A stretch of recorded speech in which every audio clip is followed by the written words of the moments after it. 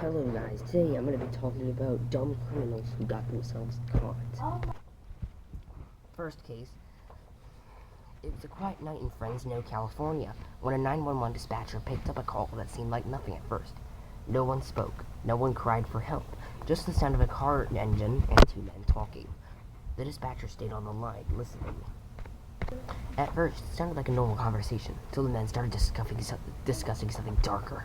They were planning a robbery, not vaguely, not hypothetically. They were laying out every detail, which house they were going to hit, how they would get inside, what they planned to steal, when they were planning to do it. The dispatcher realized what had happened. One of the men had accidentally butt dialed 911, and the call was still going. For less than 30 minutes, the dispatcher quietly listened as the two men mapped out their entire crime. They didn't whisper, they didn't hide, they had no idea anyone else was hearing them. The dispatcher signaled officers and kept the line open, tracking the call as best as possible. The men continued talking, completely unaware that every word was being recorded. Officers arrived at the location the call was pinging from, a parked car on the side of the road. Inside were two men, still deep in conversation about the robbery that they were going to commit.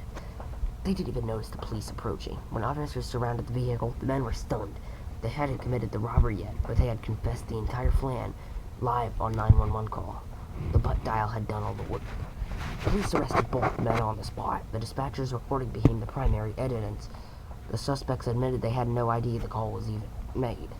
The Fresno Police Department later confirmed the case publicly, calling it one of the easiest arrests they've ever made. Here is our next case. In 2011, a man named Michael Fuller, aged 53, walked into a Walmart in Lexington, North Carolina. He picked out a vacuum cleaner and a microwave. Total price $476. At checkout, he confidently handed the cashier a $1 million bill. A $1 million bill, yeah. The cashier stared at it, confused. The U.S. Treasury has never printed a $1 million bill, not even as a novelty. So the store manager called the police. But here's where it gets even dumber. When officers arrived, Michael didn't run. He didn't deny anything. Instead, he said, "The bill is real. You can check it." He literally asked the money to verify his counterfeit money. They did. It was fake. Very fake. Michael was arrested on the spot for attempting to obtain property by false pretenses, uttering a forged instrument, and trying to pass counterfeit currency. All because he thought a $1 million bill would be believable. Here is the next case. In 2010, Albert Bailey, a 27-year-old from Bridgeport, Connecticut, decided he was going to rob a bank.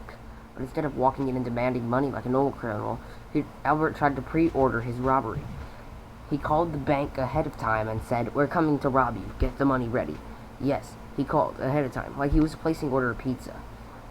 The bank employees immediately called the police. They didn't panic.